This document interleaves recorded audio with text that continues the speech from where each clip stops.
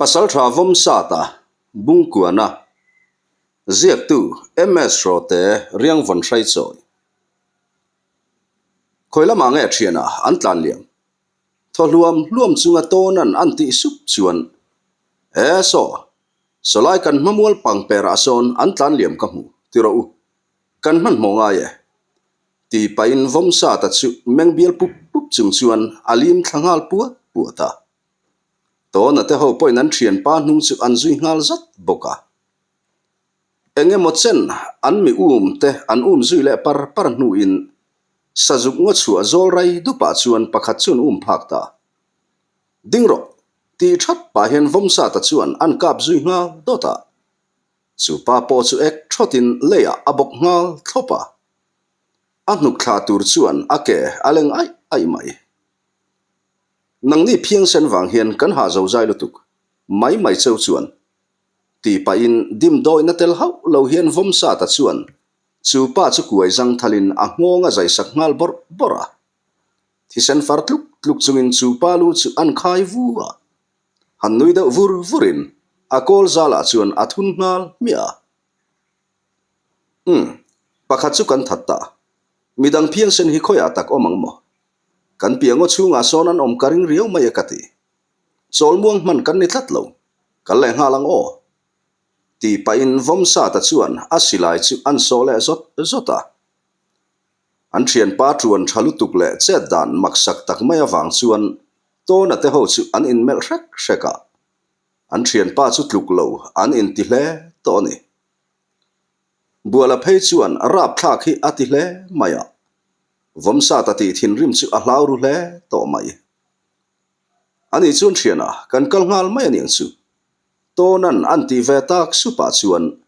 vom sa ta chu han room deuh mutin nia kan kal nga langai ma se a hu hova kal zelzong a fel lovang I hovin lutale sa ta khatruela mar loilam e patang son in ron dai lut ve anga ke ni bualanen kan pani hian tlak lam liam atangin kan ron po ve thungang kan pia tlang zola son kan in nga khom le don nia ti role buala ti pa in vom sa ta chu tlak lam e pa chuan aliam ngal vuta buala poin rang taka zui ve ngalin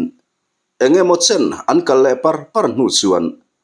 ama pukhai lu mata chung kwa an chan na mun ngo pui chung chu an dai lut le ta an in nga khom na tur mun chu thom dim takin an pan chong hal thuaya an in nga khom na mun tur vom sa ta te pani in an thlen chuan to na te hoero an la ron lan ve lo awangin an han nga kleka chuti lai chuan ni po a her boy to a tuibur muam da ni vel ngoi renga an thian ten nga wang nu chuan an pia marlam e patang chuan thom ron rideu satin to na te ho chu an ron lang ve ta hlola e kha thiana in va thleng ma le si ve to na chuan han ti ngal hlutin nia kanom na lama chun nu ma omang kan hu hau lo mai nang ni engei nan ti in buala chuan alo chang vata ke ni po nu ma om re kan mulo kan mi hring phiang sen ho nu chu kan bo ani ngat mai to na chuan an ti zom zata chuta vom sa ta chu han ngoi deuh wangin ngoi teu helam lawa hian an liam po ni thei tlat helamak an kal nge hi kan rin an ringanga nichina kan ka thluk pa kha min chai buai tura an tok tar po ani lawang ti tunga soi thei vom sa ta chuan an ti ta khau mai le chutia an zinga an in nga na berin thilom zia an soi ta ka chuan to na te ho chu har zokin e heu chu thil ni thei ani tlat mai helaya tang lo hian an kalani karing tariu mai kan mel ho chu shep tak chuan khatiang mi doi zablu tu kha nga nge tlan chele mai tura an ron tho chu ve ngot mai le mi pa chu han in sat sen zui la katinen buala chuan an ti deuh bula e thian teu eng po ni se kan heti ta ka chuan kan mi hring phiang sen ho hian helai ram hi an hel ti achiang hle to abula tanga han tran that le donin khuwa tlai ang reng view to mai sia eng kan ang phadonin alang tlat to lova eng tia han ti ching ani don to nan an ti deuh chuar chuan midang chuan ngoi thapa chuta vom sa ta chu han room deuh mutin eng pawni se kan thei chin kan zel photang kan phak talo ani le thu than ani a ma se du da na chun phak nge ya lepek om hau lova da that phiar tluka tha a om lo anti bung deuh muta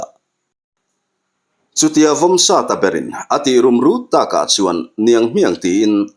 malam pan tur chuan anin buat sai ngal sanga vom sa ta chu han hoi deuh vutin ngoi teu thian teu kan kalna lama khan let le photila sajung ngo chua zol nichina pakhat kan ka thlu na tang khan han sui thale ang miang hei khua kan tlai lek lek to maya amma aya kan man mo angai don ani ti sup pain sajung ngo lam pan chuan atlan let ngal nula a thian te po in rang takin an zui ve ngal zat boka man mo taka kal kha an ni boka sajung ngo chua kon zol chu an thleng har lo hle a muang chang lovina ma aya uluk zok chuan nu chu an han bi non le zunga sajung ngo kon zol chimlam ep sajung ngong lap le ai du in pol phul mun deuh sia hian an pia chimlam hoyango dur khup lampan nu chu vom sa ta chuan a muta a athil mu chu uluk deuh zok hian an bi non le a abul vela nudang a omem ti te chu an mel kual ngal zunga nudang renga muta haulo helai nge hiani ti ka chiang te kele helai a hian ani mo in lo liam tak dial ni ti deuh sup pa hian an nui vura khai thian teu helama hian local tak ro kan mi hnai sai lo ho chu helama hian an lo liam thadia kani mel hi kan mu vat lo ale ya late khua an lo thleng man to nge yang ti pain vom sa ta chu an nu mu na lama chuan adu thlangal pura to na te ho po in rang takin an zui ve ngal thuaya enge mo chen chol lova an kaltak ngata chuan sajuk ngo chua kon zola tanga lang thei chimlam epangodur khup chung chu an dai luta an la dai ngai lo ram ti taka an hoi tang sha hloma angola na men lova cha alo ni bokne ngo chung chu athim rui to maya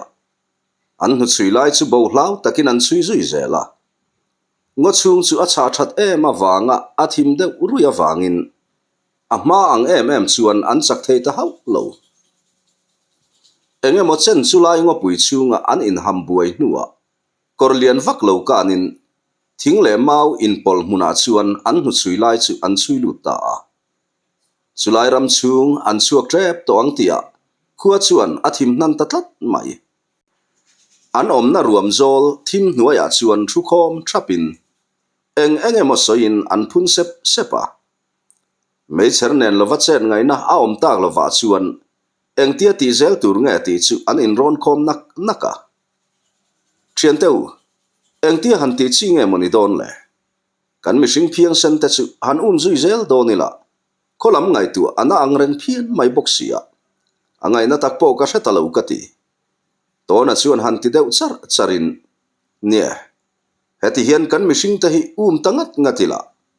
nakin hian kholama buena kan tok tho lovang tila soi the ni bi khau lo maya kan kai zol ho tela ka po kan phim khurle angai tho sia bualan alo ti veta khawa chuan vom sa ta ngai tuana kalding mut mai po zia devin mengbial pup chung chuan buala lam chu an thlek vuta chu tiang lam reng kalo ngai tu hau hle ne chu ti ani chuan kan mi hring phiang sen ho ta chu an himlel don zunia eng po ni se kan mel ho chu ti khan him takin an wang khuwa thleng ro se ma se muang le omero kan tan chuan thil har takani don ani chu in ring reng kan omangai don ani eng tika emo minron beilet ngei dona du da na chuan mi an ron bei ma nge ya rol rala kan bei masak ngei angai don ani tunari chuan kholama le san phot maila apoi lovang vom sa ta chuan anti chuara chutia vom sa ta berin anti ta ka chuan kholama le turin meicher an buat sai ngal zunga meicher an buat sai zo chuan chikai ngal thuain kholam pan chuan kalan siam le ta leng not ar akhuang thliai ya len lunglal ina chuan lal le upa te baka pa ho then khate chu chin ngai changin an thu thapa an khodai loka an mi tha te chu tu te nge an ni ti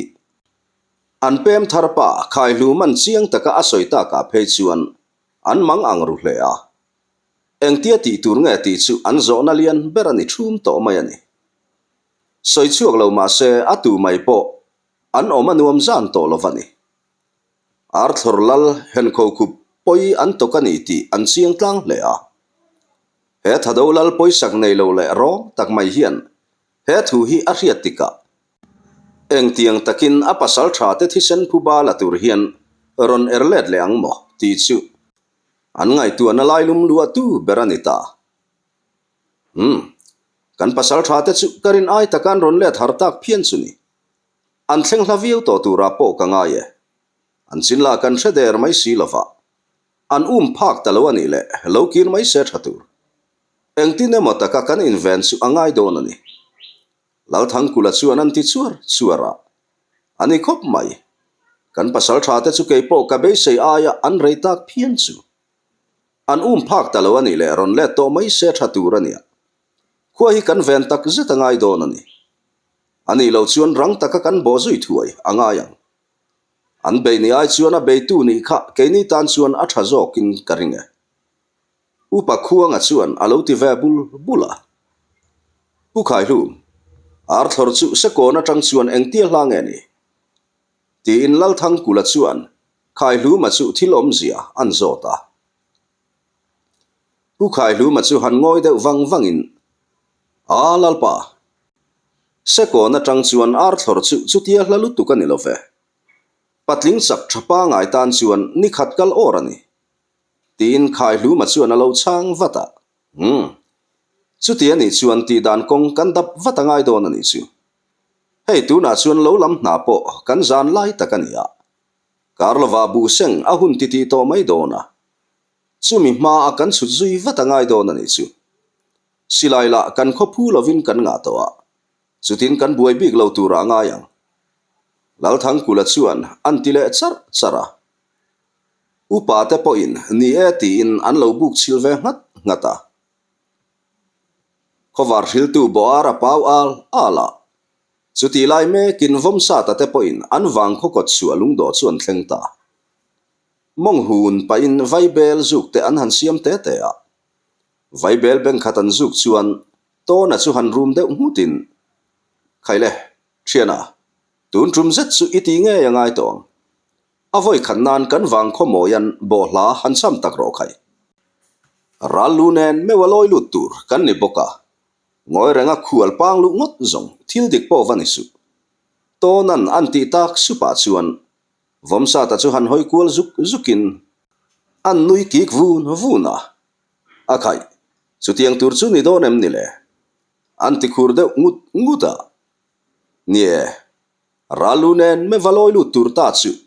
bola cham chunga tlang kan thlir nge ngai don ani lu ta le sa ta point an lo ti veta khawa chuan nui kur chunga handing luain ani le o ti pa chuan angen mu chu an hol chuak raka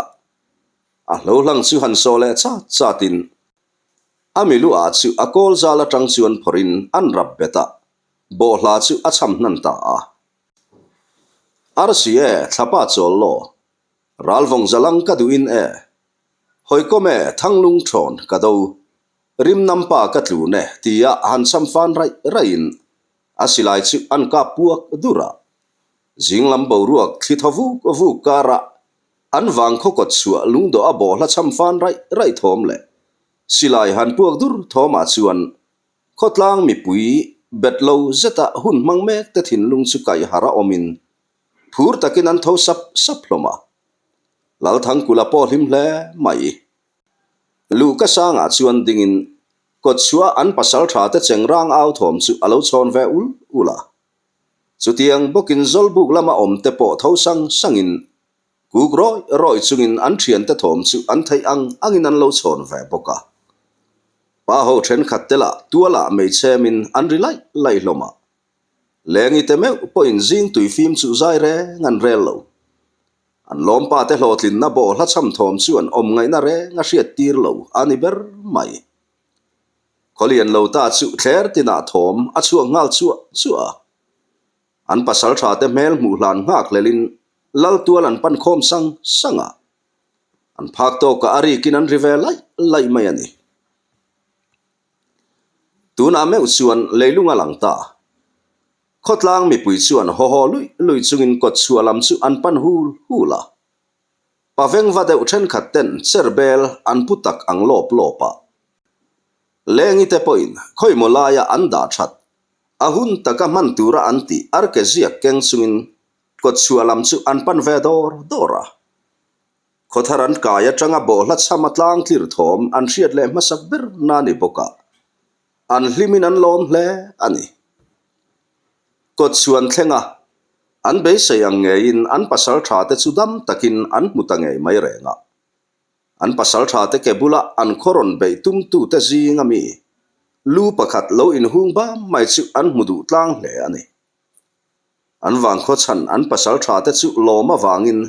an han kuwa thua ka nu ho then khat te phei chu an lom luata an bianga mittuya luang hil renga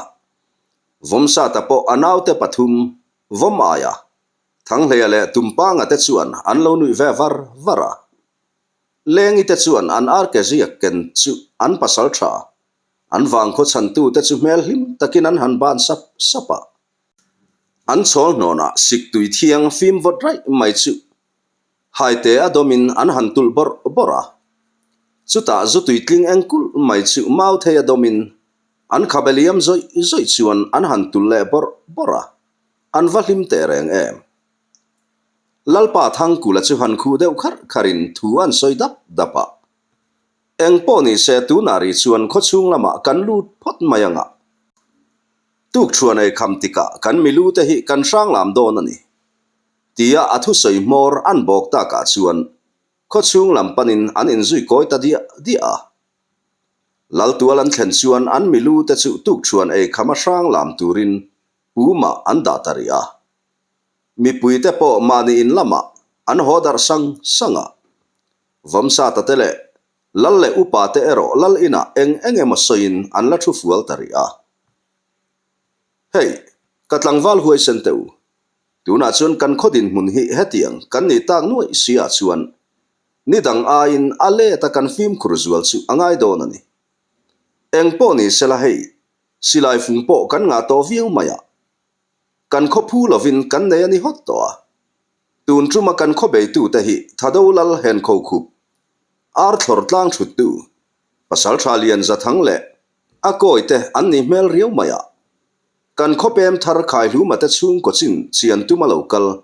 kan lo tha mang veka wanga bo ruak kal zel kha alani mel riu maya andalpa hian a hriat tika chuan angoi mai karing haulova chet an ron tho ma a chet kan tho ma sak ngei angai don ani lal thang kula chuan an ti chara he khai lalpa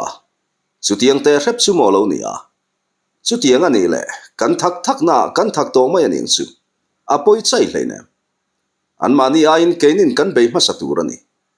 chakna hi tlem le tama ain ngat ngot love vomsa ta chuan an tiram deuh muka nielalpa ka thiana soyang khan kan chen ma sak chu angai nge yang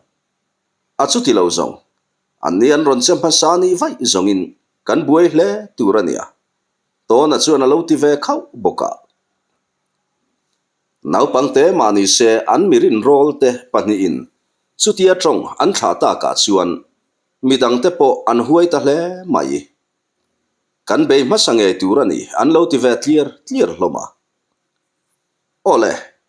aenga po chuni se soitong khan hey silaila kan nga to hetia kein kalau kol sen reng ringot hi thildik ber po van su to na hian fung khat hi kol vero se ti pain lal thang kula chu an tho tuya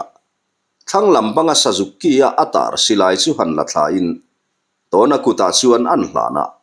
to na po alom hle mai soi mai tur hello chuan asilai ken chu an thlek vunga nui var mai bok lalpa kalom tak zetani ti pain lal thang kula chu an bu khum zawa lalpa thang kula po han nui sukin ang man natur dik taka iman zel ka bese anti deu supa ole lalpa iduang nge chuan ka mang nge yang to na chuan alo ti ve sapa tuk chuan ei kham lama ti tur nei te an la ni awangin lal in chu an chua san ta hloma tuk chuan ei kham chuan len lung khotlang chuan achia pala pin lal tual an pan khom sapa nula tlang wal te la in an thuam nei that ber in belin an che chuak ve traka lal tuala po pa ho then khat ten lal thang kula se patuai chu kuk thlu in har me an khuk lat to an ma loka mu nom le ro puilu tuk clear tur chuan khotlang mi pui chu an in ring pan to hle ni chuta an ral lu puma an da chula chuakin tuala chuan an handa vomsa ta chuan ma ruain silai voi thum an kap dura chu vele rimoi tum tu ten rimoi chu an han tum tran ta nula tlangwal rual te chu an lam kual ta mep mai le reitial tiala atlemin an phur tiala asukin an su ngel to mai ani an milu te chu silai hlo hlangin an han kap le dur thina a thenin an han sat soka naupang thlengin an sa tir boka hemi truma an sang lam zet hi chu tlem rem rom view ma se len lungkhua an din thar le atanga milu an lam voi khatna ni boka nuwa man ti na le an lung chiat na chu ain za thial mai ome pikimi phei chu atrap chuak hial rengani taya pa tuna zet chuani fa pa chuan I hnunga ron zui me ke he hun hi han mu vela kavati em ati chuak hial rengani tlaila malo ni chuan milu te chu salama khai turin daya ni tlak na lam hoin an vui ta lal thang kula chuan thu cha poimo tak soin fuina thu te chu an soi dapa tuna tang chuan vomsa ta le to na hi len lung pasal tha tia soi an ni to lal thang kulan an ti chuan mi pui chu kut bengin an au lua a thenin chang an lo tum rai mai bok lal thang kulan thu a soi zo chuan khaile naw teu kan tlai chiat lutuk lo nan kan fatu te kha han pui ula lui khan siam zung toun valu paleng kharan an ti ta ka chuan nula tlangwal te chuan hlui chu an han siam zunga lalfanu sai rengi po alim ve hle mai phur takin a cheve soka chuta changel na tharlam taka bu chang rum le sial sa chu an han sung khu hlata valupa leng kharan khaile ki lang u miang an ti le ta ka chuan phur takin an kil ngal sapa kut timu ke the tho in cho le sa chu an bar hong hloma an puar tlang hle ni turani vomaya le sai tluang reng mai an mani po in an tho thei tlat lo len lungtlang kara chung tur ni pui a her liam don ruai tia an ruai kil po an zo felta nula tlangwal te chu an ning noi te chu an han thian fai le zunga chuta tuma phun noi om hau lovin lim takin mani in laman pan sanga hun le ni aliama len lungkhua te po in ar thor pasal tha lian za thang le akoi te pathum lu chu an wang kho salama an khai the nola ahun laya pasal tharo pui le kol rong atlang dung tluana mi te tri ron chu len lungwal tuai zat laka alu achan der mai chu nia he chan sin hian tlang ran ala fan chuak nge yanga lu seilal tlang tina om te hian engtin tak nga yang mo khothar kai ti taka an rambo ala len lo ba ka mi an tam lo boka an lo nei na po khodai lok ti theyala nia hemi tuk po hian vomsa ta te u naw chu fe turin an in siam sata zan lamaral veng tur ani awangin ma taka hotum kha ani boka an madun u naw hle ani kai tren bul lungta ta achem ta hliau lai chu buala chuan alo thut silveran mai boka thiana hei enge mo chen chu ka om tareng maya kanu point thitoria ka min ngai karing toa tlangwala pumpa hetia om mol top mai zong thil fel tak po ani che ulova eng tikemo hun rem changa kai zol lam chu kavakal chin mai don em nile buala chuan an ti deuh bul bula chutia bualan an ti ta ka chuan vom sa ta chem tat lai chu top satin mengkuau chung hian buala chu an mel vung vunga chu ilunga leng deuh to nge asana omi du deuh to tina em ni vom sa ta chuan an ti deuh supa leilam mel pa han nui deuh sukin buala chuan alu thak lo pui chu an hiat nuwa leng shan lo ve ma se heti han om ve reng ngot zong anuam te treu lo dewani buala chuan an ti deuh suwa nia tak takin kan ngai tuaran angai don ani chu tianga nang berin in vom hran idu tat to si chuan keni han hnial rual vani su eng po ni se voin lam chu lo lama kan han liam phot mayanga arem chuan bulak mange hian in sak tur po lak zo man kan tu maniang chu vom aya le thang hlean bu an lo venganga chuti hlan chuan kenin in sak tur chu kan la don nia vom sa ta chuan an ti deuh supa vom sa ta hi sa le ral ma han buluk viu thin ma se thil danga ero pazam dam thuam le do thei tak mai hi anile ang loya atong kam thiam lo ber mai hi abuai thak lai ber chuania thu han khu vel te hi athiam lo zo takani mau maya thil hi ani na ang hian asoi fuk mai thina fiam thu ka tho ve e ti la in a fiam thu thiam lo ale ya nui chu soilo an tri ru riu zel mai boxi ani mikol rong le ro thap tak chu atua ma hian chan ena an en ngam lo hi ani deuh ber maya nula kari me an ti ve te la in anula rim te hian an tri deuh nge an za wang po hriat vani su biak po bethangam lovin an mel shek ngam sawa ma se chuti lain an lal fanu chong vunge ero in angai em thunga vom sa ta hi an in aleng tur hian fiam thuti tak devin asom fo thi vom sa ta la in akhai khai keni te tan zong lal fanu te bula han ta phrut thuthi thilmoi ber po vani su tin alo chang liam mai thina lal fanu chong vunge hi a hril hai thin hle ani thiana kan kal to mai donem nia soitong khan voin chu lo lama han liam phot mai la naktuk lama chuan ti dan kan ngai tu aniang chu ti pain vom sa ta chuan a kol zal chu a ak avuta nia ti pain buala le vom aya chu an tho ve thar boka lo fe tur chuan an in zui chuak ta hloma soitong khan len lum kho thar hi kham choi ve la om ti taka kholu khan lama tang lo hi chuan khoi ma hi thuya kal thei lo tlukania kuminan thlo manei na po hi an khotlak lamram sebo mual an ti chu an neya kho chunga tang poin an thlo ma te hi alang chiang hle ni vom sa ta ten kot chu an thlen pheya reilo te an han din zok lai chuan ton ale anaw khu mi chu man mo takin an local ve loka an bulan ron thlen ma in buala chuan nui var chung hian alo bengal bora eheu kha thian pato na te unaw chu inwa man mo om vele katiang taka man mo chu nimin lama khan local dai to tur cheu hiania ti in alo fiam luta man mong chu kan ron cheu ni mai hi he sang sa vom hian min som na chang hre ve heklo to na chuan an ti deuh muka vom sa ta chu an nui khur deuh lukin akhai kha som hra ni ngai hleinem le ingal la sei tha ike phala phar thanaro hey helaya min ron phak le tho himo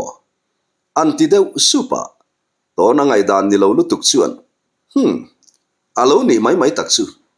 ti muk pa hian vom sa ta tu khuma chuan an nam bu deuh lopa chutia an thian hova an lo in fiam bor lai chuan midang te po an ron lang ve sapa fiam po an fiam that ngam lo chuti tak maya tonan an fiam kual vel an mu chuan makan tiru hle rengani ma se thian dun in ngai na takha an ni miawa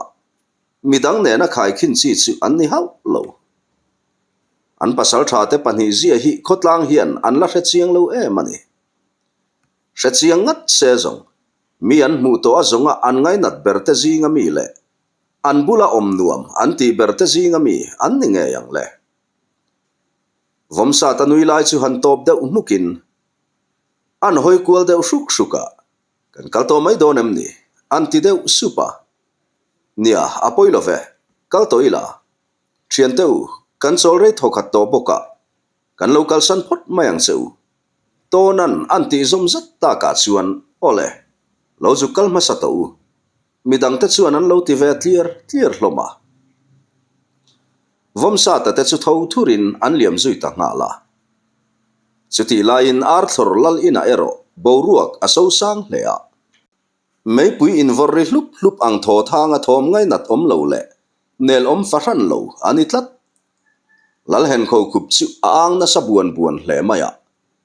apasal thalian za thang koi te pathum nungdama tlan suak ta ten an chin an han hril meu chuan an chevel reng chuan thi sen hi ako tlat to maya ni aeng aya chuan nge ni ka chia khu atanga tlan suak chuti tak maya an lo hum ve chu ni lo ngoi tak ro se nuam chuan leng rei lo khopang le keilal hen kho khup hi tu nge kani ti ka hriat tir don khopani rei kan rial tur ani lo an khua chu kan haldar vekanga an lalpa hovin sala kan man fai vekang ti in ang tu na lian za thang nau te zinga arin rolber od za thang chu han mel vutin oza khoi khuang an ni reng chutia ka chia khu atanga chung ko tlan bo lo hum tu te chu tin fiak deuh thak hian an zota lalpa an khomingero kan hre hau lova ama atang rengin an lo in ring lok hle ani ti a hriata ralven buk po an nei thlapani ti in odza chuan lal hen kho khup chu an changa ani ka pasal tha lian za thang le midang te that tu an pasal tha ming chu i hriam tin lal hen kho khup chuan an zot lea o lalpa hrie an pasal tha ming chu ama in chal danin sang savoma ani ome lalpa ani khalu sei pasal tha ka mu to zonga chuan ade akhir ber mai ome ama chau khani khatiamin beitu kha magdeu mai chu thom kan dim te reng nen thom chu hau lovin kan bul loka khan alo om reng mai ni mole engtin nge pasal tha lian za thang khan a hriat lo thei ti hi kalangai tu rau reng ani kan chak lo ka tangin silai aron puak dota pasal tha lian za thang chu alom ngal noka chuti lain ke chural ven buk chian tura kal khakania ma se chutia silai an puata ka chuan rang takin silai rik na lama chuan kathal chu kan thlave ngal zata chuta fim khur takin kan nai thla hriau hriawa silai rik na lai zon chu kan hualta chuti lain kan chaka tang hian silai aron puak le dota than mung chu abok ngal thlopa chuti lai me kin chaklama tang hian thom aron ritta hul maya kan tan ti ngai na om to hek lo le kanin sa seng tangot mayani khatia kanin sa seng don lai khan chuan pasal tha chuan than mung chu konga dim lo bak sakhian a hnu shroi lai hi ka han muwa karil ruana hle ni lalpa ma se ti thei kan nei tlem e mani kha an pasal tha kha lanau pang takani ma se ataksa ero cha thatep top tak ani ang loya min ron zui lai te khan hlauna nei hau lovin a au khok ruma anui huwa mai bok lalpa engtine motaka kan ti chu angai don ani odza thang chuan an ti deuh chara odza thang thu soi chuan lal hen kho khup le amual kil upa te thisen lum lutuk chu a met dai ta deuh nge ni an ngoi thap hloma ole engpo ni se chutiang taka huai sen le ro rum chu han be china chak om ta hle mai arthur pasal thalam suak ma hian ding zo an om kala helofa chu mi hring nge han ma chon chu ka chak to tak zetani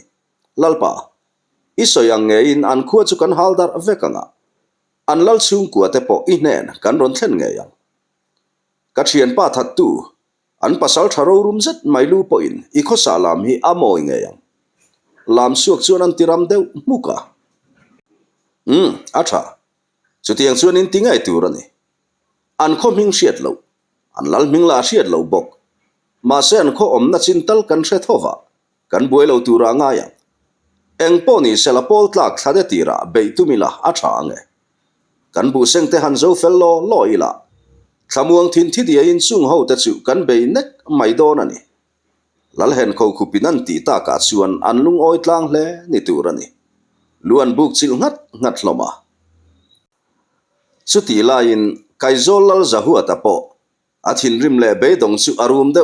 ngut reng to maya pasal tha kol room ate chin ngai changa kal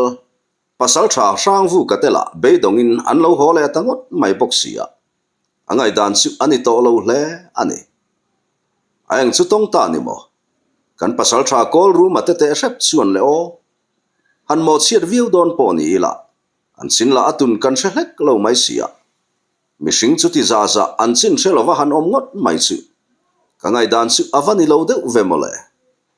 khoya emo chuan an om nge yanga ral kutur po ni se an ruang dai tal chu kan mutur hiania amak hle tak mai kati lal zahua ta chuan vaibel paklat hlat pa hian an ti chara pasal tha ro lenga chu han hoi kual sukin lalpa lungzur hausu adam kan hawanga kan pasal tha te chin bi fia tur chuan kan la thok chuak le nge yang hei tu nari chuan i pasal tha te zinga po ho tu ena kan en meu te po beidong in an ron kir ri chuan ya tlemin hun han kal le deu sela pasal tha sang vu ka ho hian kan thok chuak thale tura kanga ye an ti deu chuara mualkil upa te po in ni elalpa kan pasal tha kol ru male akoi te chu eng tika emo an chin bi fia turin kan la thok thale tura nga ya baka an thang na ahla deu po ni ma na dam takan lo hole hi beise na chan ve in han beise ri phot mai la an lo lang lo hlen ta ani le enge kan soi ta kang le an lo ti ve liam ta ka chuan lal zahua ta po hanin ngai tu vungin an room deu huta ngai dan pakhat ka nei tar yeu maya len lung kan run truma pasal tha vai po ngale tukliana kap thutu inti kha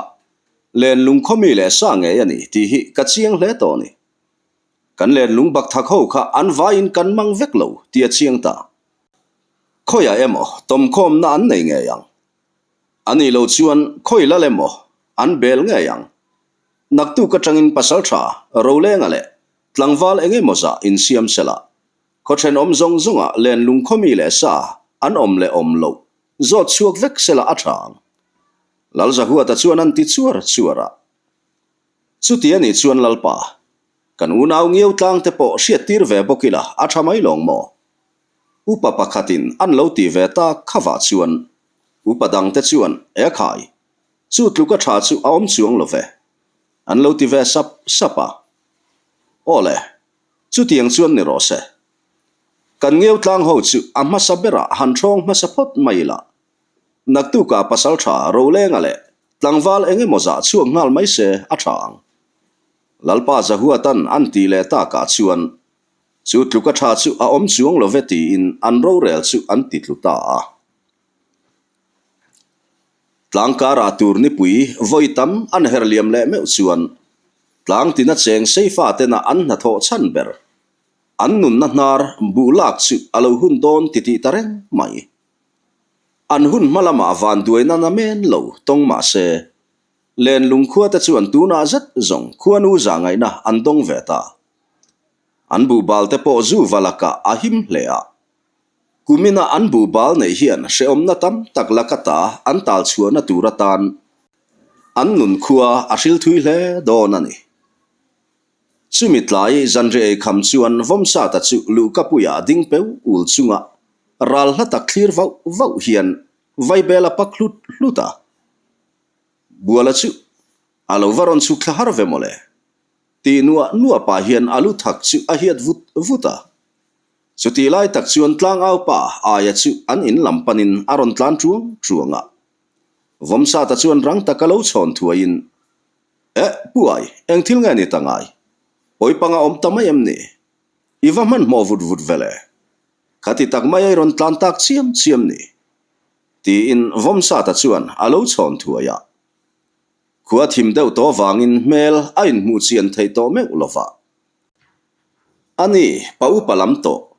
uaya tan phe chuan atu kho kha mel mu chiang thei to hek lo le ama lo betu chu tu nge ani shelem lo chuan an rin chan ve ngota iu vom sa ta omem hei lalin biak loka tua to na nen an pan in ti in chung lama chuan pu aya chu alu zui nula o chan le mama an lu vut chu le ayang tak chu hrian emo chu ti taka an man mo tamai chu nui kur chung hian vom sa ta chuan an tinua nuwa e khai pu aya la ni reng chein eng ti zai ziang e ni tangai nang meu tu nang hun ate kanina iron chuan kai tak mai ni ti in pikim chuan alo chon ngal thuaya a pikim eng ni love pasal tha vom sa ta le to na hi lalpain enge mothila han biak lok maya duwa ti in pu aya chuan alo chang thuaya o pon lu ka puya khan ta ya chu om reng khamo hoyang e local man pekle iron tok zok lovem ni ti in pikim chuan an zot let ha a tok te su ei lu ka puya kha chuan tu nge mo kha chu aom tak khale karon lu san ta daya pu aya chuan an ti deuh chuara ama vom sa ta ni khale nga nge thate te alo chon lo chani avaji alo thin em ta ya lo lu thuete hei pu aya na bedu chani chu pikimi chuan an ti zui langa vom sa ta chunui vur chungin chung lama chuan alut ve ngal vuta chan man lo khoparanga ilu tak vuta kha chuan ke ni lo vom sa ta dang an omni famiang kaloti maya nui deuh sup pa hian an tilut supa a khai kalo hai der chelom le mi fa te anga puak ti velo ta chu kan hai ruai mai cha chu ni hi pu ayan alo ti ve zau ta ka chuan an nui ham hloma chutia tlang au pa ayan an ti ta chu vom sa ta lom zong ta kalo ni nge ni don anui khur luk maya chuta hanin siam tha sutin ti role puai kalang mia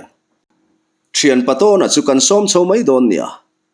ti pa in achuak ngal vuta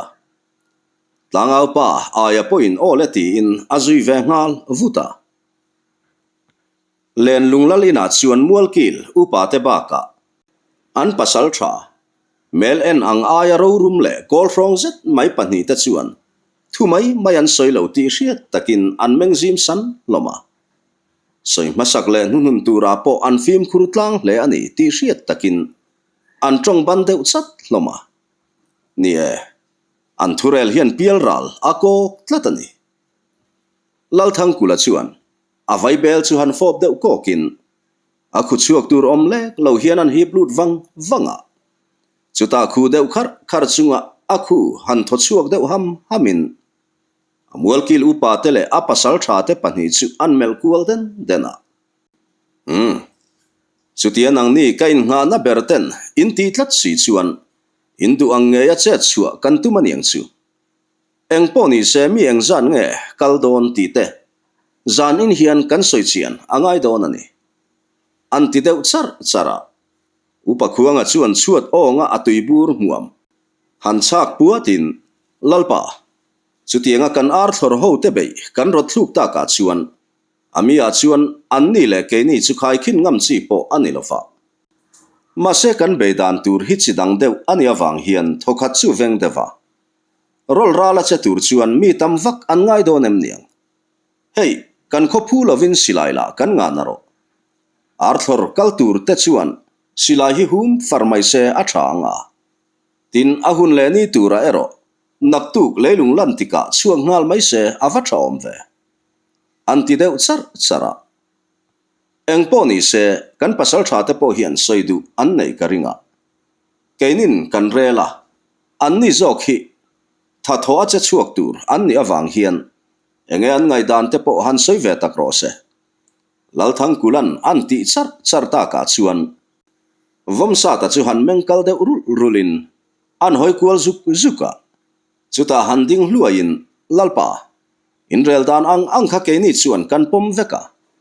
ma se aminga ke ni te ang duang ngai dan in la ve don ani ngai chuan hei te hi han soi ka duwa rol rala cha chuak tur kan ni angin mitam kan ngai ka ring lova atam bera pali vel kan ni chuan a tok mai he kan khuwa ngei po hi kaizol ho telaka kan ven angai ani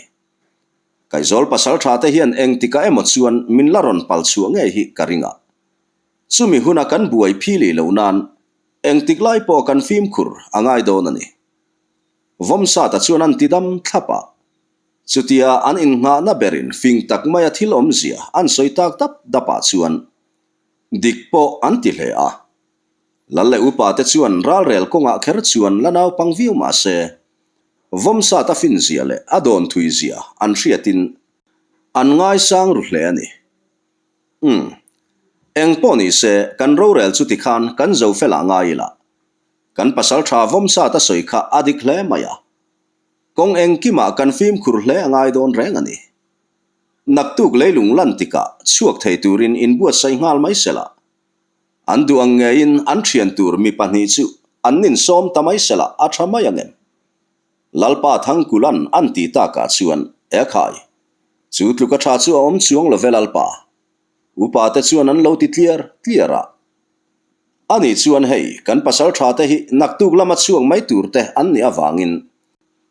an lom nu te po tha an du ve emo ni anga min lo va chua san to mai se apoi lovang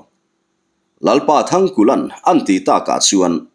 vomsa ta te pani chuan an chua san ta nga la vomsa ta te lal in chua san ta chuan man mo takin in laman panding nal nala thilom zia te chu an chung te pula chuan soin leilung lan tika chuak tur an ni awangin an in siam lok thlapa leng not ar akhuang al ala chung rual intia or zolbuk lampan chuan an in zui chuak le ta buala le lu ta chu thilom zia te to na chuan mut huna an hril sa buala le lu ta po in an phur hle mai atuk leilung lan tika ar thor lampan tur chuan zanmu an sing ta